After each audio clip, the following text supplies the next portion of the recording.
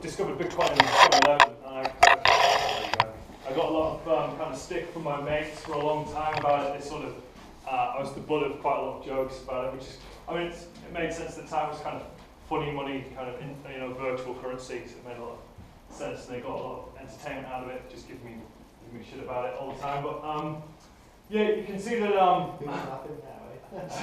lots of people still think of it as kind of like funny money, and there's quite a lot of detractors about Bitcoin, and you can read lots of different opinions about it in the media. Governments and the police and sort of banks in general have a bit of a low view of it at the moment. It's still quite new. Nobody really understands it. I don't actually think that that's what I think I do. I'm definitely in this kind of a category when you come to it, because when you come down to it, Bitcoin sort of and cryptocurrencies are quite, they're clever in what they do, but it is very straightforward what the point is. But this isn't going to be a technical talk, because I actually find the socio-economic impact of cryptocurrencies a lot more interesting. So that's what the aspect of my talk is going to be about. So when I discovered Bitcoin, I quickly realized I knew very little about money itself, where it comes from, what it's about. So there's just a quick history of money. We start with barter, which is obviously when you've got some chickens and somebody else has got some cows. You want to have a bit of cow and get rid of some chickens. You swap the chickens for some cows, and that's how we sort of traded for a long time. Cowrie shells, which are these things, were used some of the oldest forms of money in China. And then base metals as well, which was in the form of, the metal was in the form of a cowrie shell, was used as an exchange. First coins in Turkey, 600 BC.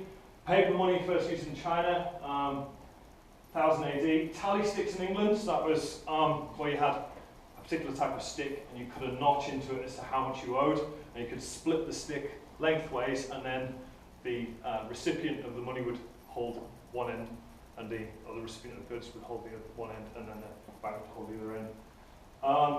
Banking was first invented in Italy, and the word bank comes from banco, which is the Italian word for bench, because when you went to the markets, the guys who did the money changing used to sit on a bench outside the entrance to the market, so you'd go to see those guys, and then that's where you'd get your credit from.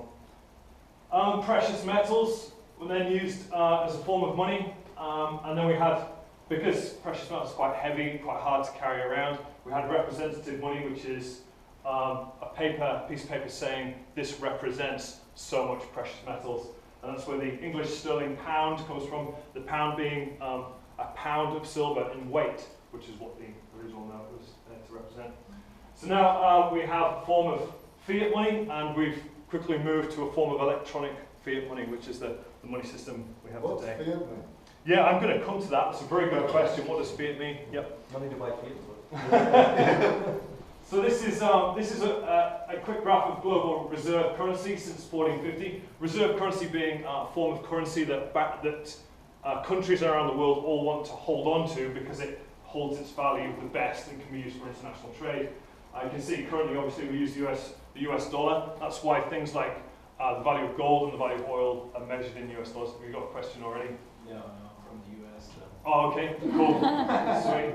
You'll notice that these are, interestingly, I find it quite interesting, these blocks are all similar size and shape, and we sort of get to this one. It makes me wonder what's going to come next. Who knows?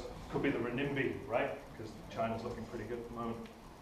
So, like I said, when I got to the stage of finding out about Bitcoin, it did make me ask a lot of questions about what money is, where does it come from? These are sort of the questions a young child, 5 to 10, might ask their parents. I remember seeing my mum go to the ATM, she pulled money out of a wall, and I was like, where does that come from? It's kind of like magic, Why can't we have any more money? It's an interesting one as well. Is it backed by gold or silver? Well, it used to be, but obviously it isn't anymore. What is quantitative easing? Does anybody know what quantitative easing is? Yeah, sweet. And why is there a reserve bank? So money can be thought of in terms of these three large properties, which is a store of value, a medium of exchange, and a unit of account. So your money has to be able to hold value, because if you're holding on to the money and it loses value, that's no good, because then by the time you're going to spend the money, it's not worth what it was before. That's quite important. Medium of exchange, so obviously it should be easy for you to be able to give it to somebody else. They should be able to accept it, and you should be able to swap it for things. And unit of account, just like grams is what you measure gold in, so there should be some kind of a unit of account we can have to measure money with. So this is a table of how Bitcoin compares to fiat currency and gold. So the properties of money that we've got split up into further subcategories here. So it gives you a comparison here. So fungible, by fungible we mean that the money, one $10 bill is worth the same as any other $10 bill. So there's no distinction between them. You see, as far as gold goes and fiat currency and cryptocurrency, they're all very high in fungibility. Very easy to sort of, you wouldn't say, oh, I'm accepting that gold and I'm not accepting that gold. Doesn't work like that. It's interchangeable. So non-consumable, well, gold is non-consumable as well. It doesn't sort of wear away unless you're using it in some kind of application that wears it away. Same with fiat currency. You hold on to your plastic money and it lasts for quite a long time. And that's the same with Bitcoin. It's non-consumable. Portability, so gold here is not doing as well as fiat currency and crypto because to move gold around it's quite heavy. It will weigh your jean pockets down.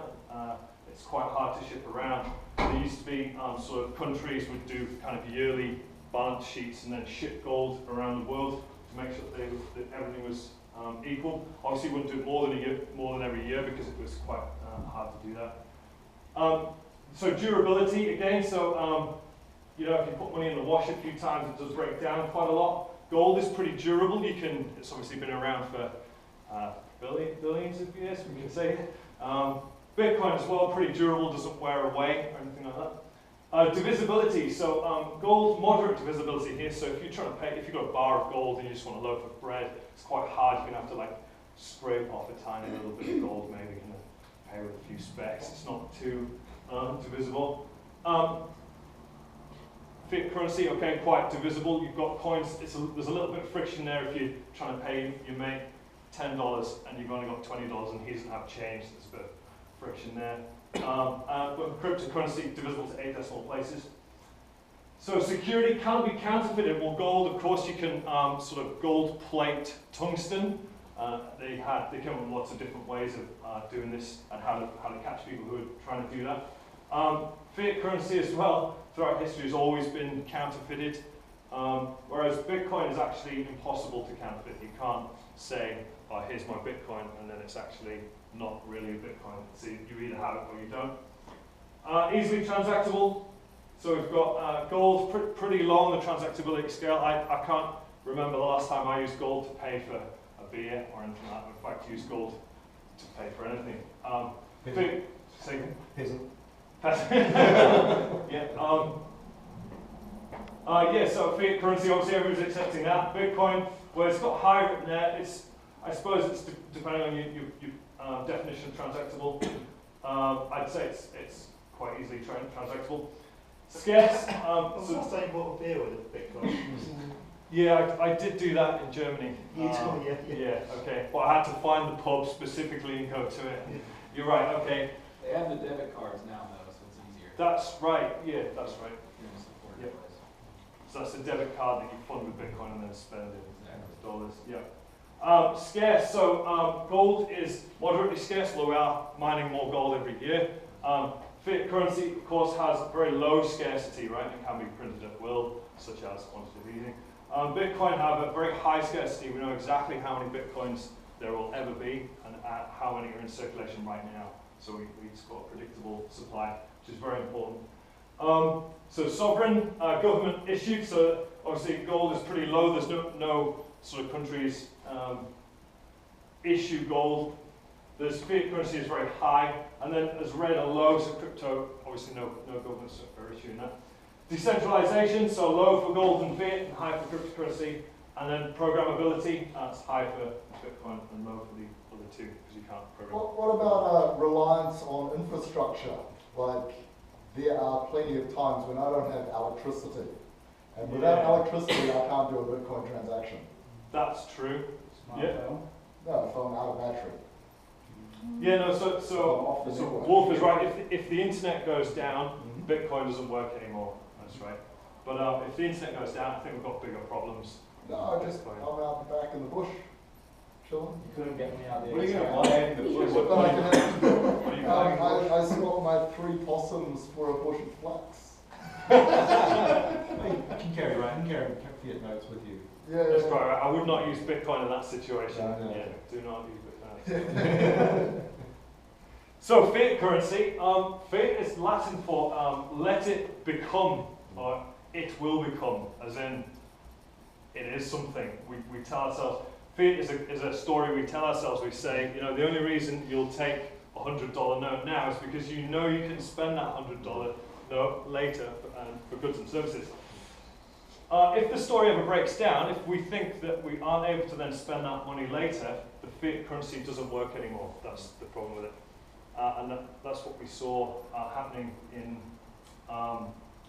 India in India, President Modi removed all high dollar bill currencies from circulation, and that of course then lowered everybody's trust in fiat currency itself. So fiat currency is debt based, so it's issued. The currency is issued as a form of debt, and the debt must be repaid. Leaves this kind of weird and puzzling story about if you're ever on a desert island and there's $100 in circulation, somebody lends $10 to somebody else and says, okay, you've got to pay me 10%, that's $1 back, so you've got to pay me $11 back. Okay, where does that extra money come from to pay back the debt? It's a bit of a weird one. It's permission, so for me to have a bank account, I've got to ask permission from the bank.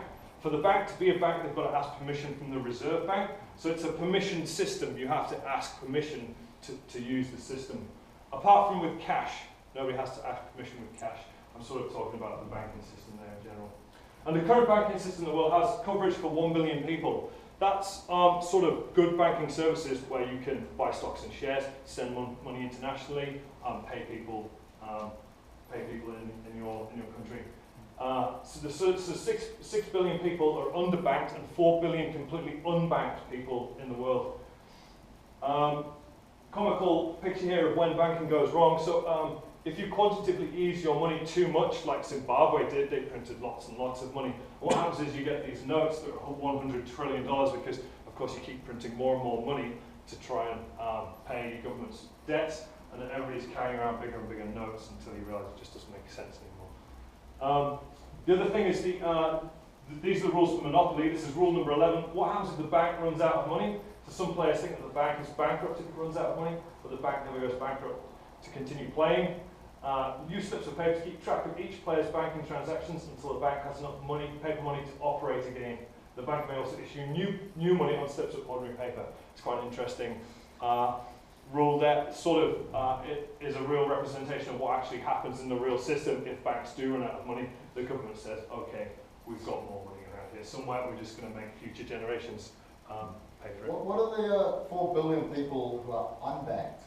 So they just have pockets full of change and that's how it works, or? So what's interesting is this solution in Africa called M-Peso, which is how the mobile phone company. So because they don't have much electricity and they don't have like wired sort of networks, but they all have a mobile phone. They all have a very basic Nokia 3000 or whatever. They can pay each other by sending text messages, and the mobile phone company keeps track of everybody's money. But So like a tally sheet just of one. sorts. Exactly, yeah. So, and I think the same thing is being used in South America as well, where there's whole tribes in the Amazon who don't have electricity but have mobile phones, and they've put mobile phone masts in the middle of nowhere where they've got no communications infrastructure wired in, but they've got mobile phones. How do they charge their phone? That's a really good question. Solar. I've got a feeling they must have generators. Yeah, It must be makes that sense. petrol. They must send petrol up. It's a great question. Yes. What's interesting is they're skipping whole sort of the technology sort of timeline. They're skipping whole sections of it. They've gone straight to mobile phones without ever having landlines or internet, and they're using a wheel. I'm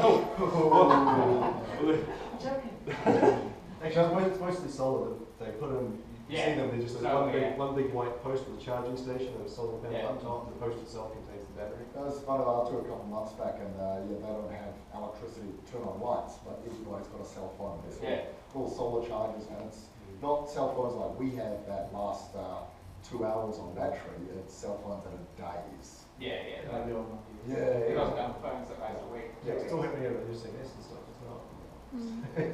There's, in the Catlins, they're installing Wi-Fi internet to the remote villages, which my partner Anna has one, and they use solar-powered routers in there to provide internet. So it's definitely a thing. Here's a kind of a look at the difference between the networks. So here's like your traditional banking network with all the QE banks over here. You can see you are obviously a member of QE Bank, who is then a bank's allowed to be a bank because they've asked the Reserve Bank of New Zealand if they can be a bank. And this is how it works. If you want to pay somebody at Rabobank, you sort of got a QE Bank. Okay, they don't use the Reserve Bank as such, but the banks have an interbank settlement network that they use to send money between each other. Compared with the Bitcoin network, which looks more like this. So normally you've got 8 connections to every other peer, to other peers on the network. So this guy's got the right amount of connections here. You can only sometimes have 1 connection. It just depends. You can have 100 connections if you want, but your bandwidth goes through the roof. Have you got a question? Yeah, do you know, like, what are the rules, like, what's the base capital that you have to become a bank anyways? Don't you have to have, like, that's a good question. I looked into that recently. You need 300 million in capital. Right. So not not everybody can become a bank, right? Yeah. So if I went to Reserve Bank, I'd like to be a bank, they go, okay, where's your 300 million? I go, oh, I don't have that. Is there any other way I could be a bank? But traditionally, because banks loan out money, you've got to have the reserves of capital sloshing around. There's other requirements as well. You've got to have a board of directors and all this stuff. You've got to fill out lots of forms. There's so many forms you have to fill out. One person couldn't fill them out. Couldn't have a one-person bank because you just couldn't do the amount of paperwork necessary. But you want to see remnant systems like SBS as a building society, you know, there's credit unions, and there sort of is a tier underneath it, but the system's been much more homogenised lately. That doesn't work in the UK with a family-owned bank. But we've got a little British family. But it was quite bizarre, yeah. And it, very select clientele for the bank, criminals and stuff, I guess. Yeah. It's interesting. So you then, right? So what's important about Bitcoin is that these different aspects. Limited supplies to 21 million maximum. Can never be more than 21 million. People say, oh, well, couldn't the guy who founded it, this Satoshi Nakamoto guy, couldn't he make 22 million and just give himself a million? And the answer is no, unless the whole network agreed with him that there should be 22 million. If you want to increase the money supply of Bitcoin, you've got to get everybody to upgrade the network. As we've just discovered, that's incredibly hard. Even for a beneficial upgrade of the network itself resists this. So it's quite interesting. It's very accountable because your node on the network validates every other transaction and every other block that appears on the network. It's decentralized, I've explained that before. Censorship resistant. So what's interesting is transactions are accepted based on, did the sender have that amount to send? And if they did, then the transaction is accepted. Is the Bitcoin address it's sending to valid? If it is, transaction accepted. It's not a question of where you live, who you are, who you're paying, how much you... There's nothing like that. It's just, so it's completely censorship resistant. Push systems, so this is very important. When you use your credit card, if you give your credit card to a merchant, they use the numbers and they take the money from your account. That's what happens, it's a pull system. You give them your credit card, they go, okay, there's the numbers, they put it in, the money is taken. What stops them from taking more money than they should do? Well, they go to jail eventually, right? Okay. So the push system is much more interesting. You've got a private key, you sign your transaction, you're the only one who can sign it, and when you send the transaction out, you've initiated that transaction. It wasn't somebody pulling from your account, it's you pushing the money. Low fees, they did go up recently because there was a spam attack on the network, but the highest they got was, I think, about $3 or $4 per transaction. So is it always a fee per transaction, not a percentage, or? It's a fee per transaction, and it's whatever you want to pay, and then that's the speed that your transaction gets confirmed is depending on how much you pay. If you want to pay nothing, you can pay nothing in the fee, but it may never get confirmed, depending on whether the miners are feeling generous or whether there's too many people tend to pay more for bigger transactions, or they just... That's a very good question, and it's an interesting point that it does not matter how much you send. The fee is actually depending on how big in terms of bytes the transaction is, and a small transaction could have more bytes than a large in terms of numerical value transaction. So you could send $1 million for the fee of $2, as well as you could send $1 for the fee of $2. Okay, so the cup of coffee at a $5 fee is not really... Yeah, that doesn't work. Yeah, if the fees are $5, you can't really buy coffee with that. Is there like a recommended fee, so like at any given time you want to do it, and it's like, well, this is what it'll cost you if you want to have it processed in this amount of time. Yeah, that's another great question. There's a company called 21 who have a web page where you can see the estimated confirmation time depending on the fee that you pay. So at the moment it's about 240 satoshis per byte, and that will get you in the next 1 or 2 blocks, which is essentially 10 or 20 minutes. What was it called? 21.co is the website. Is it spelled out? So the actual website that gives you the fee estimations is called something.21.co. Fee estimation. If you Google fee calculation 21, it'll come up. Borderless. So this is another interesting point. There's legislation coming out in November. I don't know if any of you guys know about this. Every $1,000 cross-border payment made from New Zealand has to be reported immediately to the police. Doesn't matter what it's for. This is happening in November, and we're going to have to comply with this legislation as much as every bank is. So I suppose if you're one of our customers, you get reported twice. You get reported by us once. You get reported by the bank. So when I pay my monthly Amazon bill, I have to report that, because that's the bank will be reporting that on your behalf. Yeah, well, that's very interesting. So what was the limit? $1,000 cross-border payment every payment. Yeah, not many people know about this, and the banks are kind of scrambling to adjust their systems because they've got to implement this. And I spoke to a Kiwi bank, the head of their IT at the Bitcoin conference in Auckland, and that was a few months ago, and he had not even heard about it. So they need to have this thing done by November, and they had no idea about it. Isn't that just going to promote a whole bunch of $900 transactions, or is it like once you add there's a name for that, and that's called shaping. Yeah. And if you do shaping, you're just as guilty as when you do your $1,000 transaction cross-border. What's the goal? Is it to reduce sort of? It's to protect you citizens, so that you don't. So you're protected from terrorists, and it's because potentially if you're doing $1,000 cross-border payment, you must be maybe doing money laundering or it's funding terrorism. Crime. Is it right taking money off? It's controlling the people. It's essentially it boils down to surveillance. You're being monitored, basically, is what it is. And to what purpose? To whatever. It's a tool that they want to use, whatever they want to. Is that like part of SWIFT bank compliance, or is that like strictly New Zealand rules, or are they doing it because of like the central banking around the world?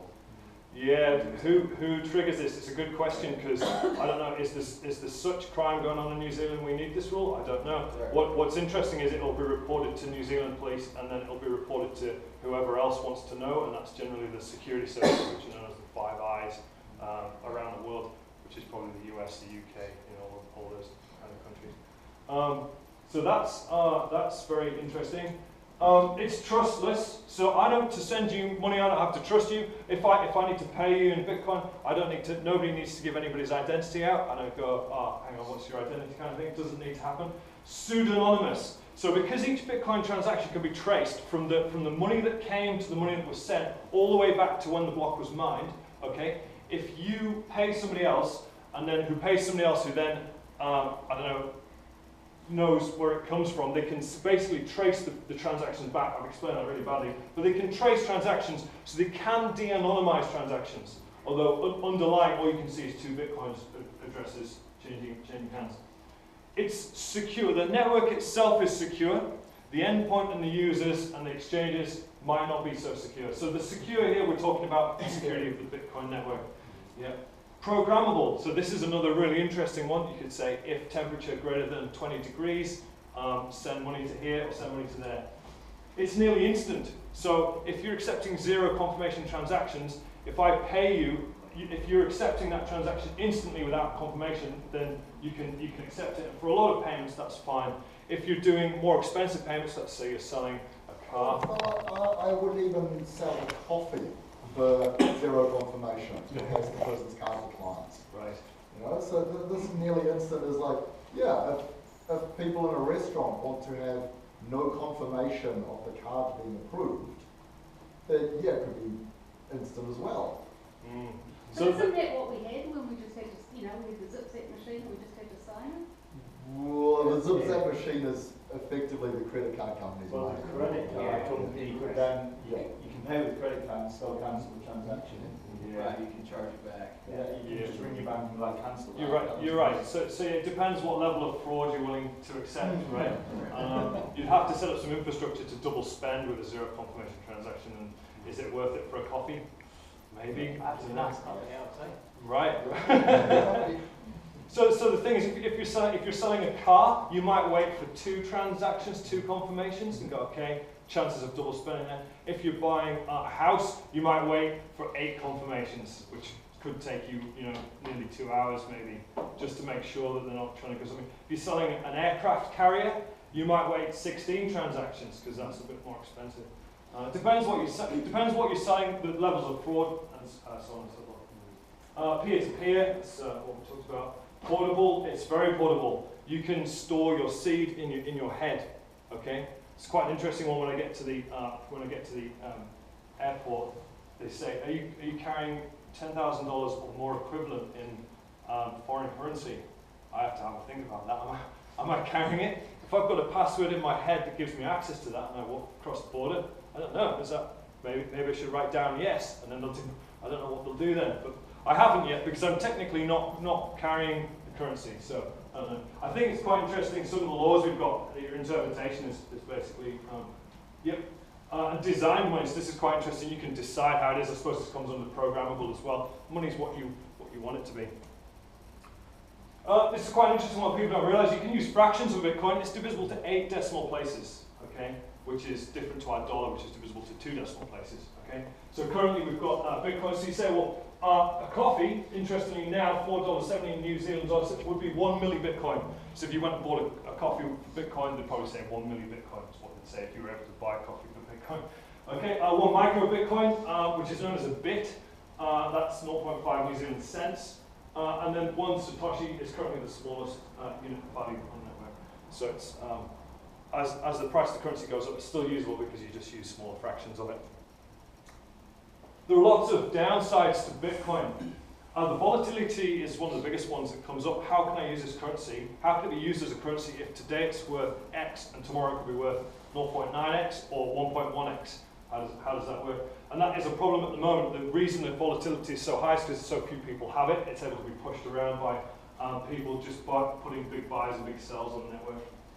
Scaling issues. So we've recently seen what happens when Bitcoin tries to scale and the network pushes back against that. We've actually had a new coin spawned called Bitcoin Cash, which is a fork of the original coin with different scaling properties. That whole cryptocurrency was spawned just because there was a disagreement on how Bitcoin should scale.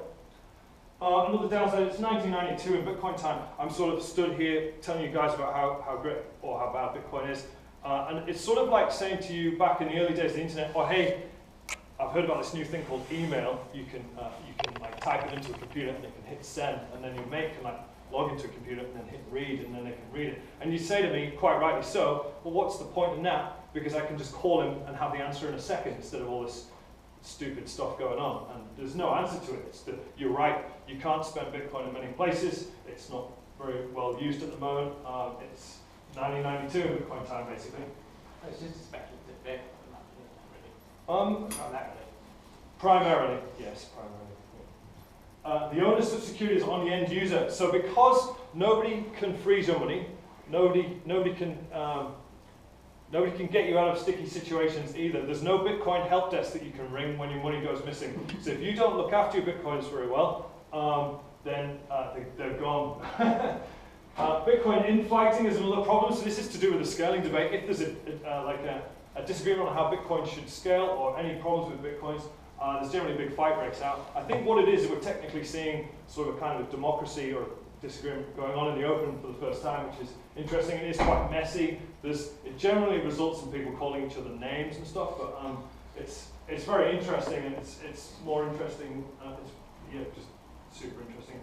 Could another coin overtake Bitcoin? This could happen. There's a few contenders, quite interesting. They've got different properties to Bitcoin. We realize that Bitcoin's got certain specific properties. I've got a $500,000 lesson, which is if it's not your keys, it's not your Bitcoins. There's a famous Bitcoin exchange went down, Mt. Gox, and at the time I had 200 Bitcoins on that exchange. And I learned the hard way that you don't leave your Bitcoins on the exchange. So that's the lesson that I learned there was don't trust other people with vast sums of your money. I mean, you'd say, well, would I have given $500,000 in bitcoins to an exchange? And the answer is no. But they weren't $500,000 when I gave them to the exchange. They were a lot less than that. And then they became $500,000, and I didn't withdraw them before the exchange went bust. So that was the Mt. Gox Bitcoin exchange. Even more than that now. Say again. Right now it's worth even more than that. Yeah, I wrote this slide probably a week ago, and you're right. I thought $500,000 was quite a nice round number. So I've not looked the at it. claims. Isn't there a claims process? yeah, there is a claims process. Might get some back one day. I've written it off. It was a good lesson. It was a good lesson to learn. Hard lesson. Haven't those guys been arrested? Yeah, Mark Carpenter's went to jail for a year. Yeah, but But didn't something happen just recently? His Last trial's year, on wasn't it? right now. His trial. Yeah. Yeah. Right. Did they only get a year? Say again, sorry. Did he only get a year? So he was tried for embezzlement, I think, Yeah. and that was a year. I think there's another trial going on with other charges. Yeah. Who knows what will happen. So how does Bitcoin get its price? This is another thing I realized. I didn't realize how gold got its price, or how oil gets its price, or how stocks and shares get their price. And that is through the open market. So that's what I'm going to talk about next, which is how our exchange works. So this is NZBCX, our website. It's pretty basic. We haven't got a lot of time to do much work on it, but it works. It works.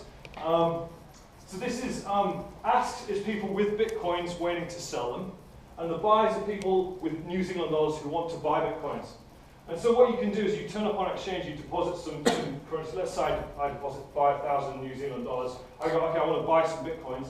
Well, what I do is I've got to look here. I can see that there's some 4798.99, but there's only 0.02 bitcoins available at that price.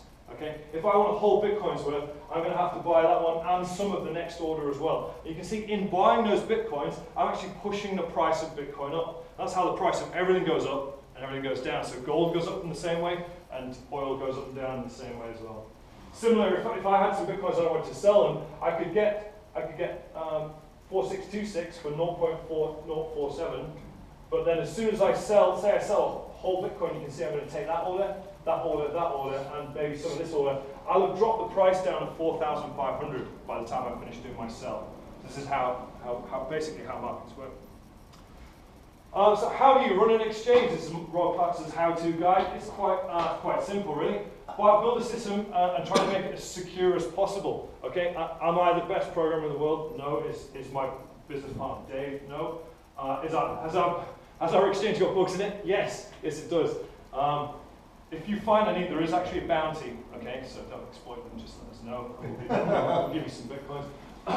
You just try and make it as secure as possible, right? You validate your user input. You lock down ports. You lock down IPs. You make layers of security so that it's secure from the database through the application, through the web server. Okay, is it foolproof? No. Have major exchanges got hacked in the past?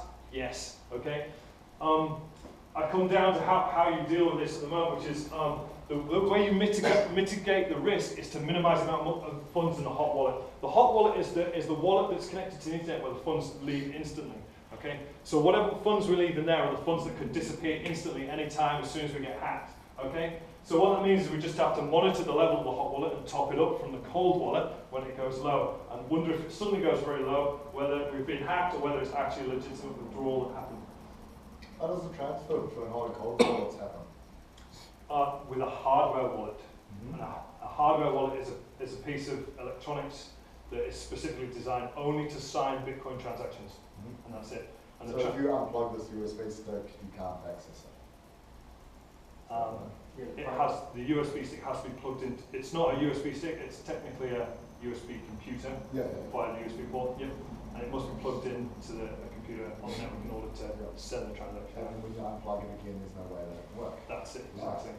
The secret key never leaves the hardware device. The transaction is sent to the hardware device, the transaction is signed, and the signed transaction is sent back. So it's quite, they're pretty well made, and they're a good idea. You have to read the anti-money laundering policies and the counter-terrorist financing of terrorism policies on the New Zealand website, and you've got to, abide by them and have policies in place. I have people, we say, look, you've got to identify yourself in the same way that you'd identify yourself when you open a bank account. I have people say, oh, well, I'm not going to do that. I thought Bitcoin was supposed to be anonymous. And we say, well, it is, but the banking system, the fiat currency system is definitely not anonymous, and that's why we have to take this information. And that is actually more of a concern to me, holding people's private data, than actually the funds in the hot wallet. I am more concerned about losing people's personal data than I am about losing the Bitcoins in the hot wallet. Have you denied or had to report anybody? Yes, we will report anybody. We have to report anybody who does a greater than $10,000 internal transaction. That's part of the banking policy as well. I've personally denied somebody who's been linked to selling drugs online, which we found through our just through using online research, basically. As in he or she used the same username on a dark marketplace and then tried signing up with the same. Just think something like that. Yeah. Do not run a fractional reserve. So essentially, do not be a bank. We don't. The money that we hold on people, we make sure that we absolutely hold it. We don't invest it in stuff. It could get really complicated if we ever get funding or ever get any bigger, because we might have a lot of money that technically we shouldn't just leave lying around, but we'd have to buy, I don't know, bank bonds or government bonds or whatever you do. Anyway, we'd hire an account to work that out for us if we ever got to that stage. So just not running a fractional reserve, which is essentially what that Mt. Gox exchange was. Yeah, so we attempt to mitigate issues affecting Bitcoin, hard forks, soft forks, high mempools. So this is just some of the problems that we just have to keep an eye on. And we do lots of tech support. People generally ask us things like, what's the best wallet to use? Where's my Bitcoin transaction gone? Have you got my bank deposit? That kind of thing. Now I'm just going to talk about some of the other cryptocurrencies, something quite interesting. Ethereum is a strong contender. Ethereum is actually a Turing complete programming network. So what you can do is you can write a computer program and you can execute that on the network. These programs are called smart contracts because they're executed by every node, which confirms that the program is running by executing these programs separately. Currently, the main use of smart contracts is issuing other digital tokens or other currencies. And it uses blockchain security using proof of work, which is doing something hard to make sure the network is secure. But they plan to switch to proof of stake. Some interesting mistakes that these guys have made already. The DAO hack saw 50 million in Ethereum stolen. This was because somebody spotted a bug in the smart contract and exploited that bug. It was an infinite loop that paid out, and they exploited it so they would exit early from the infinite loop, which would just kept paying their account. And they actually split and forked the Ethereum network to fix that one. Recently, there's a parity multi-sig bug, which saw 150,000 Ethereum stolen, 30 million stolen, just because there was it was quite interesting, this one, an init function, which had public visibility rather than private, meant that it could be executed after it was set up, which meant that they could change the address that the funds were sent to. It's quite an interesting one. By the way, you should be very, very skeptical of why I'm telling you about these alternative currencies as well, okay, because I might have a benefit in telling you about them. Maybe I'm invested in some of them. So you should bear that in mind. You should say, why is this guy telling us about this alt currency? Maybe he wants us to buy some. Monero's just before you go on, something I haven't quite figured out in my own mind about Ethereum. With all these ICOs, the people that are actually buying the tokens, are they already holding Ethereum? I mean, I don't quite understand how those token sales actually work. They work, you pay in Bitcoins or Ethereum to buy their tokens, yeah. So I'm going to talk about ICOs in a second because it's quite a scammy and interesting aspect as well. So Monero is coded with the idea that the spender's life depends on the anonymity of the transaction. This means the transactions are even more anonymous than Bitcoin. So what you might find is governments adopting Bitcoin because they can de-anonymize the transactions, but actually hating Monero because the whole point of Monero is that you can't tell where the funds came from. Actually a really complicated and interesting problem to have a confirmation on the network that can't be traced back to where the payment comes from. There's some of the details. There was a bug spotted on this network as well. This is sort of like how new and buggy everything is. It would have allowed an unlimited number of coins to be created that would be undetectable to a normal observer. This was fixed before anyone managed to exploit it, interestingly. Namecoin, cryptocurrency replacement for DNS, is quite an interesting one. Socioeconomic, so this is the idea of this one is that you have a decentralized Dropbox and you earn the coin by renting out space on your hard disk, and you pay money for space on other people's hard disks. So it's like a Dropbox, like a decentralized Dropbox. There's other questions come in, like how you'd sort out privacy and things like that. And there's other coins. There's other coins as well, like Made Safe, that have the same idea as Seer. Augur Rep is, this is a coin used primarily for decentralized prediction markets. Prediction markets are really interesting in that you can bet on an outcome, such as who's going to win a US election or something like that. And they found that prediction markets are more accurate than so-called experts in their field. So what's interesting now is we're now able to engineer money. We're able to decide on the fundamental properties of money. We're able to say what total supply we want, what percentage of interest, and what magical properties you want. So you could think of things like, what about a coin where the top 1% of account holders lose half their money every month, and it's given to the smaller account holders? And they'd say to me, well, Rob, that could be easily Sybil attacked. And I'd say, yeah, that's quite right, but I don't think that's going to work. What's interesting is you don't have to prove that it's going to work or explain it's going to work or tell anybody. You just write the code and you deliver it, and if it does work, the market will buy your coin and it will have a value, whatever that value is. So there's a question about ICOs, and this is quite interesting. So IPO is, of course, an initial public offering. We've now got these companies creating their own tokens just called tokens, I suppose, and then doing an initial coin offering, which is where they say, okay, we've got 100 million of these tokens, do you want to buy some offers? And this is how you, lots of people have spotted, this is how you get rich quick, and that's why the amount of scams in the cryptocurrency industry is ballooned significantly. There's now thousands and thousands of different alt currencies, and all you have to do is issue a token, make vague promises, and then maybe people will buy a token. If people take a punt on it, and if 1 million people take a punt on it, you've had 1 million people take a punt on it, it could be a significant amount of money. Whether you ever deliver anything on those promises is by the by. And in the IPOs of companies are of course adjudicated by the SEC, but there's no such thing for the cryptocurrencies. I've come up with a checklist on how to spot a cryptocurrency scam. So typically what they do, these cryptocurrencies, is produce a white paper, which is a technical document explaining how their great idea works. You have a quick look at the document, and it isn't a technical paper, or it isn't even these white papers. Say again? Racist? So the white paper should just be very bland and have graphs and results and conclusions. If it's a marketing material, you're like, well, okay, that's interesting. It's not really a white paper. And some of them have lots of colour in it, and you go, well, this is clearly a marketing document. If they have no apparent or obvious reason for having a crypto token, oh, hey, I've got a great idea, and now we're going to issue a token. Would you like to buy some? You go, oh, hang on, no, not really. If they've got a new team and no track record, no previous experience, of course, would you invest in this normally? No, of course. Lots of people do seem to be doing that. Do they have software? Do they have an actual client available, or is it just vaporware? They say, oh, we're going to produce this amazing thing, it's going to do awesome things. Or, and in my opinion, all new coins are scams until proven otherwise. Here's just an example on the forum. Found this one called Digipulse.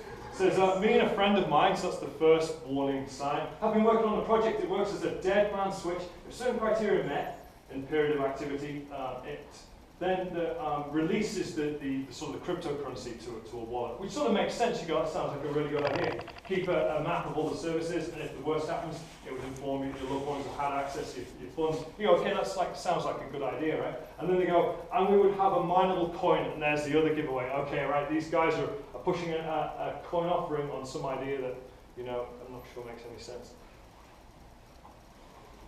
So there's lots of future possibilities coming to the end of the presentation here, but land registry is quite an obvious application of digital currency because you can put coordinates on a blockchain and that could be split up and divisible.